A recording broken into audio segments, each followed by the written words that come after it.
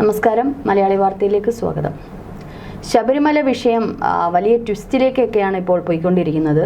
ഉണ്ണികൃഷ്ണൻ പോറ്റിയിലേക്ക് പോയ അന്വേഷണ സംഘം ഇപ്പോൾ തിരിഞ്ഞ് ഉണ്ണികൃഷ്ണൻ പോറ്റിയുടെ സഹോദരനിലേക്കും ബന്ധുക്കാരിലും ഒക്കെ പോയിരിക്കുകയാണ്. മാത്രമല്ല 2019 നമ്മളൊക്കെ പ്രതീക്ഷിക്കാത്ത പല സംഭവങ്ങൾ അതിനകത്ത് നടന്നിരിക്കുന്നു. പല മഹസറിലൊക്കെ രേഖപ്പെടുത്തിയതും രേഖപ്പെടുത്താത്തതുമായിട്ടുള്ള പല തിരിമറികൾ നടന്നിരിക്കുന്നു. അതിലെ ഒരു അതിശയിപ്പിക്കുന്ന കാര്യം എന്ന് പറയുന്നത് ആ സന്ദർഭത്തിൽ നിരവധി ഉദ്യോഗസ്ഥരെ സ്ഥലം മാറ്റി എന്നുള്ളതാണ്. അപ്പോൾ ശബരിമലയിൽ നിന്ന് വരുന്ന വിഷയമൊക്കെ വല്ലാത്ത രീതിയിലൊക്കെ പോയിക്കൊണ്ടിരിക്കുകയാണല്ലോ അല്ലേ? ഇതിൽ എനിക്ക് പറയാൻ തോന്നുന്നത് ഈ ഉണ്ണികൃഷ്ണൻ പോറ്റി എന്ന് പറയുന്നത് ഒരു നത്തോലി മാത്രമാണ്. വമ്പൻ സ്രാവുകൾ ഇപ്പോഴും ഈ കടലിൻ്റെ അടിയിൽ, മറ്റേ ശബരിമലയുടെ സമ്പത്ത് എന്നുള്ള കടലിൻ്റെ അടിയിൽ മുങ്ങി നീന്തി തുടിച്ച് കളിക്കുകയാണ്. അത് കടൽ പോലെ ഞാൻ ഉപമിക്കാൻ കാരണം അവിടുത്തെ അക്കൗണ്ട്സ് ഒന്നും ഇല്ല. എത്രയാണ് അവിടുത്തെ വരവ് എന്നുള്ളത് അവിടെ യാതൊരു കണക്കുമില്ല. അപ്പോൾ ശരിക്കും അവിടുത്തെ സമ്പത്ത് എന്ന് പറയുന്നത് ഒരു കടൽ പോലെ കിടക്കുവാണ്.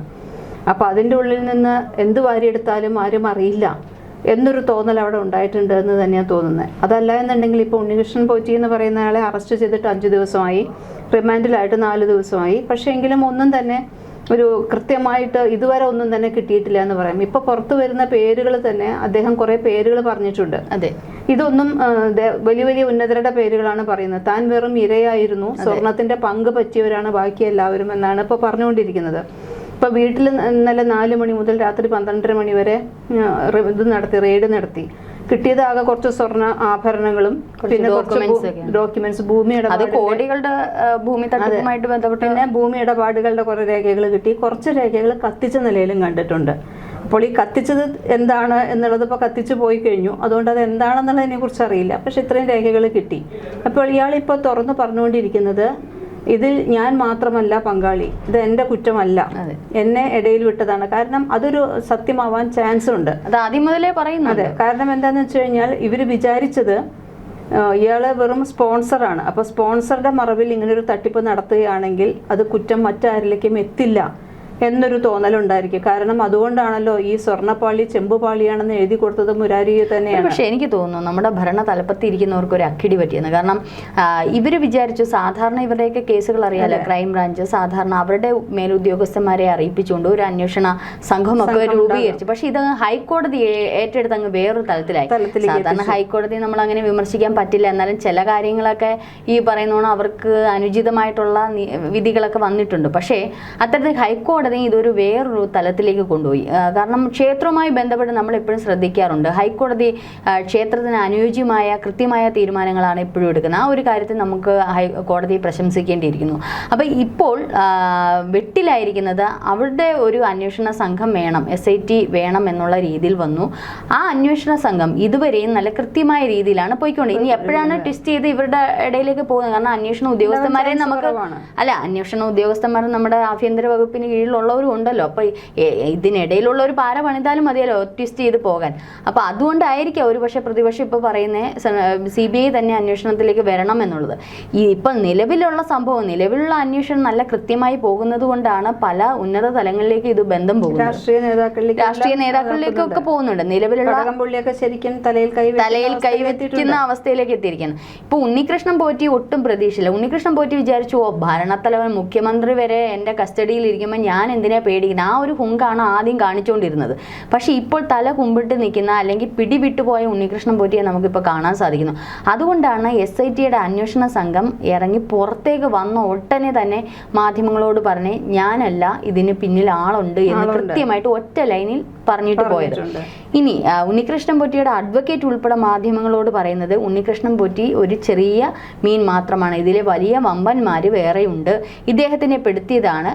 നമുക്ക് സ്വാഭാവികമായിട്ട് അറിയാം ഇതിൽ നിന്ന് വരുന്നത് ഈ കൊള്ളയായിട്ട് ബന്ധപ്പെട്ട് എല്ലാവർക്കും ഡിവൈഡ് ചെയ്ത് കൊടുത്തിട്ട് ഒരു ഭാഗം ഉണ്ണികൃഷ്ണൻ പോറ്റി എഴുതും. അപ്പൊ അത് ആർക്കൊക്കെ എന്നുള്ളതാണ് അറിയിക്കേണ്ടത്. എന്തായാലും വലിയവർക്ക് തന്നെ മാത്രമല്ല, അതിൽ ഏറ്റവും കൂടുതൽ ഇപ്പൊ പ്രധാനമായിട്ടും വരുന്നത് ഇപ്പോൾ സസ്പെൻഷനിലുള്ള Devaswom deputy commissioner B Murari Babu തന്നെയാണ്. കാരണം മുരാരി ബാബു ആണ് അന്ന് ആദ്യം ഇത് ചെമ്പ് ആണ് എന്ന് പറഞ്ഞിട്ട് എഴുതി കൊടുത്ത ആള്. അത് കാരണം ഇവർക്ക് നല്ലപോലെ അറിയാം, ഇവരെല്ലാവരും 1998 മുൻപ് അവിടെ തന്നെ ജോലിയിൽ ഉണ്ടായിരുന്ന ആൾക്കാരാണ്. എന്ന് വെച്ച് കഴിഞ്ഞാൽ വിജയമല്യ ഇതിന് സ്വർണം പൊതിഞ്ഞു കൊടുക്കുന്നതിന് മുൻപ് തന്നെ ഇവർ ജോലിയിൽ ഉണ്ടായിരുന്നു. പക്ഷേ എങ്കിൽ അപ്പോൾ അവരുടെ അജ്ഞതയാണെന്ന് പറയാൻ പറ്റില്ല. അപ്പോൾ ഒരു സ്വർണ്ണപ്പാളി പൊതിയുന്ന ആ സമയം അതെല്ലാം ആ ജോലിക്കാർ അവിടെ ഉള്ളവരാരും അറിയാതിരിക്കില്ലല്ലോ. അല്ല, ആ സമയത്ത് മറ്റൊരു വാർത്തയും കൂടെ വരുന്നുണ്ട്. ആ ഒരു സമയത്ത് ദുരൂഹമായിട്ട് പല സ്ഥലമാറ്റങ്ങളും നടന്നിട്ടുണ്ട് ഈ ഒരു സന്ദർഭത്തിൽ തന്നെ. അതായത് അടുപ്പിച്ചടുപ്പിച്ചുള്ള സ്ഥലമാറ്റങ്ങൾ. ഇതൊരു പക്ഷേ SITക്ക് വലിയൊരു എന്താ പറയുന്നത് ഗൂഢമായ നീക്കം എന്നാണ് SIT ഇതിനെ കാണുന്നത്. കാരണം ഡെപ്യൂട്ടി കമ്മീഷണർ റാങ്കിലുള്ള 2004 മുതൽ 2008 വരെയുള്ള ആ സമയത്താണ് ഇതെല്ലാം നടന്നിരിക്കുന്നത്. അതെ അതെ. ഇതിപ്പോ 98 ഒന്ന് ആലോചിച്ച് നോക്കൂ. വ്യവസായി വിജയമല്ലി ശ്രീകോവിലിന്റെ വാതിൽ പണിയാൻ 2.51 കിലോ സ്വർണ്ണമാണ് കൊണ്ടുവന്ന് കൊടുക്കുന്നത്. ഈ പഴയ വാതില് മാറ്റി 2019 മാർച്ചിൽ പുതിയ വാതിൽ പണിയണമെന്നും അത് ആരുടെ കയ്യിലേക്ക് കൊടുക്കുന്നു? ഈ ഉണ്ണികൃഷ്ണൻ പൊറ്റിയുടെ കയ്യിലേക്ക് കൊടുക്കുന്നു. അതിൽ 324 ഗ്രാം ഒന്ന് ആലോചിച്ച് നോക്കൂ. 2.51 കിലോഗ്രാം സ്വർണം വിജയമല്ലി കൊടുത്ത വാതിൽ മാറ്റിയിട്ട് എന്തിനാണ് പുതിയ വാതിൽ എന്നുള്ള അവിടെ മനസ്സിലാവുന്നില്ല. അത് മാറ്റിയിട്ട് 324 ഗ്രാം പുതിയ ഒരു വാതിലാണ് പൂശിയത്. വെറും ചെമ്പില് പൂശിയ വാതിലാണ് ഉണ്ണികൃഷ്ണൻ പോറ്റി വെക്കുന്നത്. പണിയുന്ന സമയത്താണ് ജയറാമന്റെ ഉൾപ്പെടെയുള്ള അതെ അതെ അതെ അതെ. ഈ 2 വാതില് ആരെ ഏൽപ്പിക്കുന്നു? മുരാരി ബാബുവിനെ ഏൽപ്പിക്കുന്നു. പക്ഷെ അത് ഇനി അമിക്കസ് ക്യൂറി അവിടെ കണക്കെടുപ്പൊക്കെ നടക്കുന്നുണ്ട്. അവരുടെ റിപ്പോർട്ട് വന്നെങ്കിൽ ഈ 2 വാതിൽ അവിടെ സ്ട്രോങ് റൂമിൽ ഉണ്ടോ ഇല്ലയോ എന്നുള്ളത് അറിയാൻ പറ്റും. മുരാരി ബാബുവിനെയാണ് ഏൽപ്പിച്ചിരിക്കുന്നത്. പക്ഷെ ആ വാതിലുകൾ കാണാനില്ല. ഈ 2 പാളികളും അന്ന് അദ്ദേഹം അഡ്മിനിസ്ട്രേറ്റീവ് ഓഫീസറായിരുന്നു, ഈ മുരാരി ബാബു. മാത്രമല്ല ഇതിൽ സ്വർണം പൊതിഞ്ഞിട്ടുണ്ട് എന്നുള്ള കാര്യം മെഹസറിലോ എങ്ങും രേഖപ്പെടുത്തിയിട്ടുമില്ല. അതായത് വിജയമല്ലി കൊടുത്ത 2.51 കിലോഗ്രാം സ്വർണം പൊതിഞ്ഞിട്ടുണ്ട് എന്നുള്ളത് ആ മഹസറിൽ ഒന്നും രേഖപ്പെടുത്തിയിട്ടില്ല. അത് കാണാനില്ല. ആ വാതിലുകൾ അപ്രത്യക്ഷമായിരിക്കുന്നു. രേഖപ്പെടുത്തിയില്ല എന്നല്ല, രേഖപ്പെടുത്തിയത് കാണാനില്ല. രേഖപ്പെടുത്തി കാണത്തില്ലായിരിക്കും, ഇവരല്ലേ ഭരിക്കുന്നത്. അപ്പൊ പിന്നെ എങ്ങനെ രേഖപ്പെടുത്തുന്നത്? പലരും ഈ പോറ്റി കൊണ്ടുപോകുന്നതോ വന്നതോ ഒന്നും ചിലതൊന്നും രേഖപ്പെടുത്തി, ചിലത് മാത്രമാണ് മഹസർ മറ്റേ ആദ്യത്തെ കൊണ്ടുപോയത് മാത്രം ചെമ്പ് വാതിൽ എന്ന് പറഞ്ഞ് രേഖപ്പെടുത്തിയിരിക്കുന്നത്. ഇനി ഇതിന്റെ ലോക്കർ റൂമിൽ ഉണ്ടെന്നാണ് ഇപ്പോൾ പറയുന്നത്. പക്ഷെ ഈ അമിക്കസ് ക്യൂറിയുടെ റിപ്പോർട്ട് വന്നെങ്കിലേ നമുക്കത് അറിയാൻ പറ്റും. 2019 മെയ്യിൽ സ്വർണം പൂശാനാണ് പോറ്റിക്ക് വീണ്ടും കൈമാറിയിരിക്കുന്നത്. ഇനി 2019 ഓഗസ്റ്റിനും ഡിസംബറിനും ഇടയിൽ 3 പേരാണ് തിരുവാഭരണ കമ്മീഷണർമാരായി ഉണ്ടായിരുന്നത്. അതായത് 3 പേരാണ് വന്നും പോയി നിന്നത്. അപ്പോൾ അവിടെ തന്നെ ഈ കമ്മീഷണർ ഒപ്പിടാതെ, അതായത് ഇപ്പം ആദ്യത്തെ വാതിൽ കൊടുക്കുന്നു, ആദ്യത്തെ കമ്മീഷണർ ഒപ്പിടുന്നു, രണ്ടാമത്തെ വരുന്ന ആൾക്കറിയില്ല, അദ്ദേഹത്തിനെ മാറ്റുന്നു, മൂന്നാമത്തെ ആൾ വരുന്നു. നോക്കിക്കോണം, അതിൻ്റെ ആ തിരുമറിയുടെ ഒരു കള്ളത്തരം നോക്കിക്കോണം. കാരണം ഒരാൾക്കും അറിയാൻ പറ്റാത്ത രീതിയിലേക്ക് മാറ്റി ഇപ്പോൾ ഒരാൾ പോകുന്നു, അപ്പം ആ പോകുന്ന വ്യക്തി ചിലപ്പോൾ സൈൻ ചെയ്ത് കൊടുത്തിരിക്കാം, പക്ഷെ അതിന് പകരം മറ്റേ ആൾ വരുന്നു. അപ്പോൾ അയാൾ വരുമ്പോൾ ഇത് കിട്ടി എന്നുള്ളത് മാത്രം. പക്ഷെ ഇതിനിടയ്ക്ക് നടക്കുന്നത് ഇവർക്കറിയാൻ പറ്റുന്നില്ല. ഒരുപക്ഷെ അവരെ പറ്റിച്ചുകൊണ്ട്, അതായത് മേലുദ്യോഗസ്ഥരെ പറ്റിച്ചുകൊണ്ടാണ് ഇത്തരത്തിലുള്ള ഇടപാടുകൾ നടത്തിയത് എന്നാണ് ഇപ്പോൾ SITയുടെ അന്വേഷണം അവസാനത്തെ ഒരു ഘട്ട രീതിയിലേക്ക് വരുന്നത്. അപ്പോൾ എന്തുമാത്രം ബുദ്ധി ഇതിന് ഉപയോഗിച്ചിട്ടുണ്ട് എന്നുള്ളതാണ്. ഇത് ഓരോന്ന് പുറത്ത് വരും. അദ്ദേഹം പറയുന്നുണ്ട്, അന്ന് ജോയിൻ ചെയ്ത് അന്ന് കാലം മുതൽക്ക് തന്നെ ഇവിടെ സ്വർണം പതിപ്പിച്ചിട്ടുണ്ട് വിജയമല്യ എന്നുള്ളത് ഇവർക്ക് അറിയാമായിരുന്നു. അന്ന് മുതൽ തന്നെ ഇത് കടത്താനുള്ള പരിപാടികൾ അവരവിടെ തുടങ്ങുകയും ചെയ്തിരുന്നു.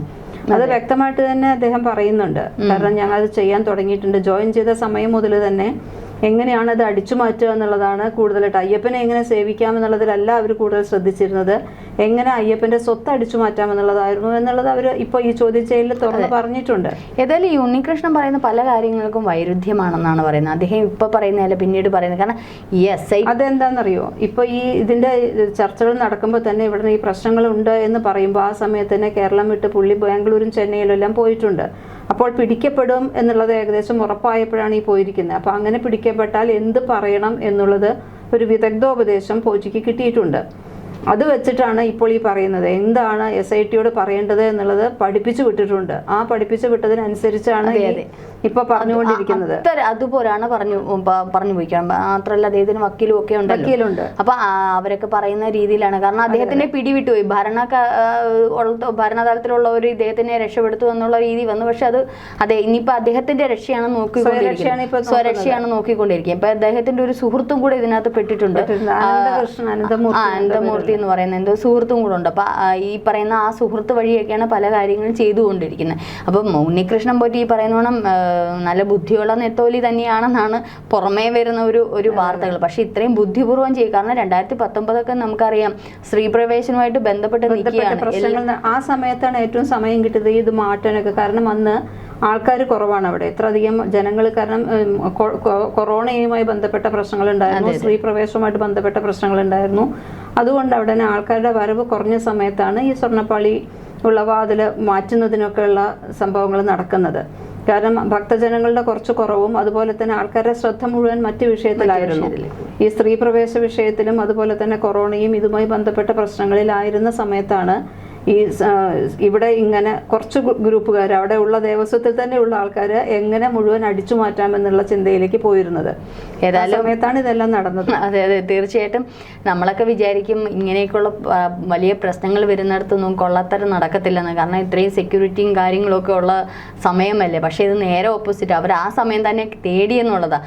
മാത്രമല്ല പ്രീ പ്ലാൻഡ് ആയിരുന്നു, എല്ലാം പ്ലാൻഡ് ആയിരുന്നു. നമുക്കറിയാം നിരവധി കമ്മീഷണറെ ഇതിൽ നിന്നൊക്കെ മാറ്റി 3 ഉദ്യോഗസ്ഥരെ ഈ ഒരു തലത്തിൽ നിന്ന് മാറ്റി കൊണ്ടുവരുന്നത് തന്നെ അവരുടെ ഒരു ബുദ്ധിയാണ്. അപ്പോൾ ഇതൊക്കെ മാറ്റണമെന്നുണ്ടെങ്കിൽ ദേവസ്വം ബോർഡ് മാത്രം തീരുമാനിച്ച് നടക്കത്തില്ലല്ലോ. കടകംപള്ളി ഉൾപ്പെടെയുള്ള മന്ത്രിമാരെ അറിയേണ്ട ഉദ്യോഗസ്ഥരെ മാറ്റാൻ പറ്റത്തില്ല. അപ്പോൾ ഇത് കൃത്യമായിട്ട് കടകംപള്ളിയിലോട്ട് തന്നെ ചേരുന്നുണ്ട്.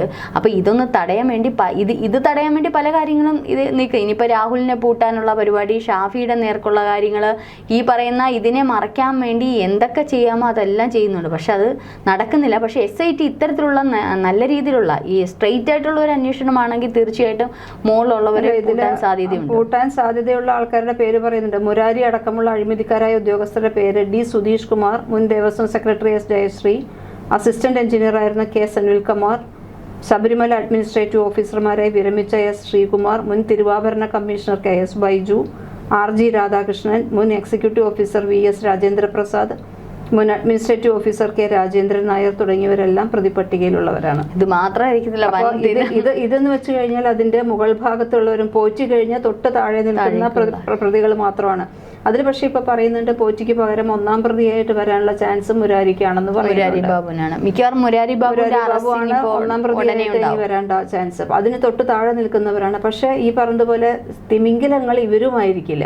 അതെ അതെ, ഇവരിലും അടിയിൽ കിടക്കുന്ന സ്വാഭാവികമായിട്ട് നമുക്കത് ചിന്തിക്കാം. കാരണം പോറ്റി എന്നൊരു വ്യക്തി കാരണമോ മുരാരി ബാബു മൂലമോ ഇതെന്തായാലും ഇത്രയും വലിയൊരു കൊള്ള നടക്കാം. ഇനി അതിനകത്ത് ഈ വിശ്വാസികൾ കൊടുത്ത വല്ല പൊട്ടോ പൊടിയൊക്കെ അടിച്ചു മാറ്റുന്നതിന് ചിലപ്പോൾ നടക്കും.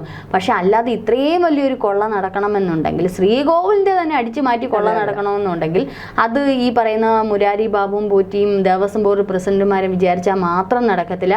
കാരണം അത് മുകളിലോട്ടുള്ള മന്ത്രി തലപ്പ. കാരണം ഇത് തന്നെ നമ്മളൊന്ന് ആലോചിച്ച് 3 തിരുവാഭരണ കമ്മീഷണർമാരെയാണ് മാറ്റിയിരിക്കുന്നത്. 3 ഉദ്യോഗസ്ഥരെ അടുപ്പിച്ച് മാറ്റണമെന്നുണ്ടെങ്കിൽ അത് മന്ത്രിതലത്തിൽ അറിയാണ്ട്, അല്ലെ ആഭ്യന്തര ഈ പറയുന്ന നമ്മുടെ മുഖ്യമന്ത്രി ഒന്നും അറിയാണ്ട് നടക്കത്തില്ല. പ്രത്യേകിച്ച് ശബരിമല എന്ന് പറയുന്ന ആഗോള അയ്യപ്പ സംഗമം, നമുക്കറിയാലോ ആഗോള തലത്തിൽ പോലും ഫേമസ് ആയിട്ടുള്ള ഒരു ക്ഷേത്രമാണ്.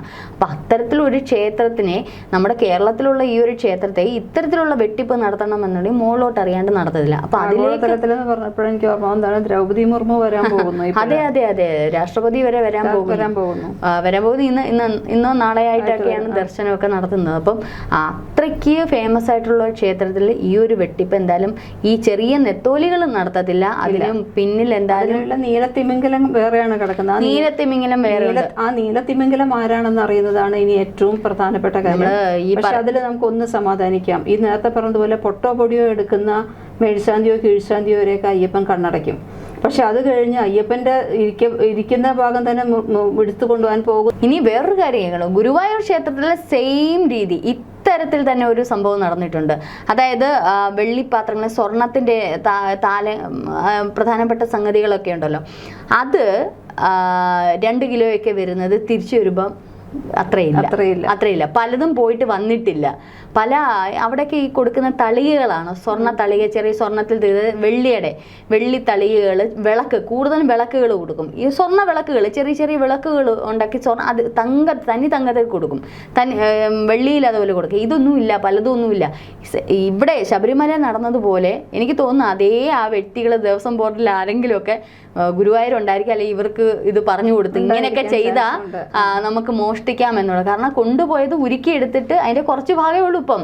അതായത് 2 കിലോയൊക്കെ കൊണ്ടുപോയിട്ട് ഗ്രാമുകളേ ഉള്ളൂ പലതിനും. അപ്പം ഇത്തരത്തിൽ ഇപ്പോൾ ശബരിമല നമ്മൾ നോക്കിയപ്പം കാണാൻ ഗുരുവായൂരപ്പനെയും വെറുതെ വിട്ടിട്ടില്ല എന്നുള്ളതാണ് അറിയാൻ കഴിയുന്നത്. ഈ പറഞ്ഞ ഇതിന് വേണ്ടി നടക്കുന്നവരും ഇപ്പൊ ഈ മുരാരി ബാബുവിന്റെ കാര്യം പറയുമ്പോഴാണ്, മുരാരി ബാബു ഇതിനു മുമ്പ് എവിടെയെല്ലാം ഇരുന്നിട്ടുണ്ടോ അവിടെ നിന്നെല്ലാം ഇതുപോലെ പ്രശ്നങ്ങൾ വന്നിട്ടുണ്ട്. അതിന് ഉദാഹരണമായിട്ട് പറഞ്ഞ തിരുനക്കര ആന എഴുന്നള്ളിപ്പ് സമയത്ത് അതിലും വെട്ടിപ്പ് നടന്നിട്ടുണ്ടെന്ന് പറയുന്നു. അങ്ങനെ എവിടെയെല്ലാമാണോ മുരാരി ബാബു മുൻപ് ഇരുന്നിരുന്നത് അവിടെയെല്ലാം തന്നെ അഴിമതി കേസുകൾ ഉണ്ടായിരുന്ന ആളാണ്. ഇപ്പൊ ഞാൻ നേരത്തെ പറഞ്ഞത് എന്താന്ന് വെച്ച് കഴിഞ്ഞാൽ, ഇപ്പൊ ഈ പറയുന്ന അയ്യപ്പസ്വാമി എന്ന് പറയുന്നത് എന്തായാലും ഒരു ഈശ്വര ചൈതന്യം അവിടെ ഉണ്ടല്ലോ.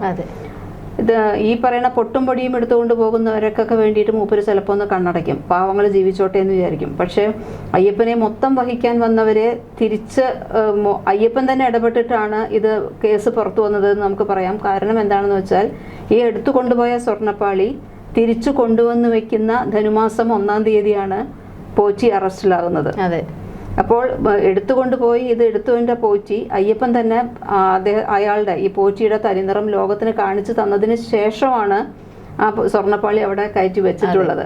അപ്പോൾ ഇതൊരു സത്യം തെളിയുമെന്ന് തന്നെ നമുക്ക് എന്തായാലും തീർച്ചയായിട്ടും വിശ്വസിക്കാം. അങ്ങനെ ആശ്വസിക്കാം, അങ്ങനെ തന്നെ ആവട്ടെ. കാരണം ഇത്തരത്തിൽ ക്ഷേത്രങ്ങളുടെ കൊള്ള നടത്തരുത്. കാരണം ഈ ക്ഷേത്രങ്ങളിലേക്ക് കൊടുക്കുന്ന ഓരോ വിശ്വാസികളും കൊടുക്കുന്ന നല്ല നന്മയുള്ള പ്രവൃത്തികൾക്ക് വേണ്ടിയിട്ടാണ്. പക്ഷെ അത് ഈ കുറെ പേർക്ക് കട്ടുമുടിക്കാനും ഉണ്ട് സുഖിച്ച് ജീവിക്കാനുമാണ്. സത്യം പറഞ്ഞാൽ ദേവസ്വം ബോർഡിനെ പിരിച്ചുവിടുക, ഞാൻ എല്ലാ ചർച്ചയിലും പറയുന്നത് പോലെ ഇതിൻ്റെ ആവശ്യമില്ല. വിശ്വാസികളുടെ കൈകളിലേക്ക് വരണം. കാരണം ദേവസ്വം ബോർഡ് ുള്ളത് വിശ്വാസികളാവണമെന്നില്ല അല്ലേ. ഈ പറയുന്നത് പോലെ CPM-ലുള്ളവരുണ്ട്, അവർക്കൊന്നും ഈ ഈശ്വര വിശ്വാസം എന്ന് പറയുന്ന അത്ര തൊട്ട് കൂട്ടിയിട്ടില്ലാത്ത ആൾക്കാർ. അപ്പം അത്തരത്തിലുള്ളവരെ എന്തിനാണ് ഈ പ്രധാനപ്പെട്ട സ്ഥാനങ്ങളിലേക്ക് നിർത്തുന്നതെന്നുള്ളതാണ്. കാരണം അവരെയൊക്കെ മാറ്റണം. വിശ്വാസികളുടെ കൈകളിലേക്ക് വരുമ്പോൾ ഒരുപക്ഷെ വിശ്വാസത്തിൻ്റെ പുറത്തെങ്കിലും ഇതൊക്കെ നിലനിൽക്കും. നമുക്കറിയാം പത്മനാഭസ്വാമി ക്ഷേത്രം നേരത്തെയുള്ള ചർച്ചയിൽ നമ്മൾ പറഞ്ഞതാണ്. രാജഭരണകാലത്ത് മുതലുള്ള ഓരോ വിശ്വാസികളും അല്ലെങ്കിൽ പുറമേ നിന്നുള്ള രാജ്യങ്ങളിൽ നിന്നുള്ള പലരും പത്മനാഭന് കൊടുത്തിട്ടുള്ള പല സ്വർണ്ണങ്ങളും രത്നങ്ങളും ഒക്കെ ഇന്ന് നിധി പോലെ കാത്തത്. പക്ഷെ അയ്യപ്പനെയും ഗുരുവായൂരപ്പൻ്റെയും ഒക്കെ അടുത്ത് ചെന്ന് നോക്കി ഒന്നുമില്ല, പഴയതും ഇല്ല പുതിയതും ഇല്ല. ഗുരുവായൂർ ക്ഷേത്രത്തിലൊക്കെ പഴയ കാലം മുതലുള്ള ഒന്നുമില്ലെന്നാണ് പറയുന്നത്, ഇപ്പോൾ പലതും ഇല്ല. അപ്പം ഇത്തരത്തിലുള്ള കൊള്ളക്കാരെ ഇവിടുന്ന് തുടച്ചു നിൽക്കിയെങ്കിലേ പറ്റത്തുള്ളൂ. ഏതായാലും SITയുടെ അന്വേഷണം ഇപ്പം നല്ല രീതിയിലാണ്. പക്ഷെ ഇനി ഇതിന്ന് ട്വിസ്റ്റ് ചെയ്ത് മന്ത്രിതലത്തിലോട്ട് എത്താതെ തിരിച്ച് ഇവിടെ തന്നെ കറങ്ങി തിരിഞ്ഞ് നടന്ന രീതിയിൽ തന്നെ നടക്കുമെന്ന് നമുക്ക് വിശ്വസിക്കാം. വിശ്വസിക്കാം.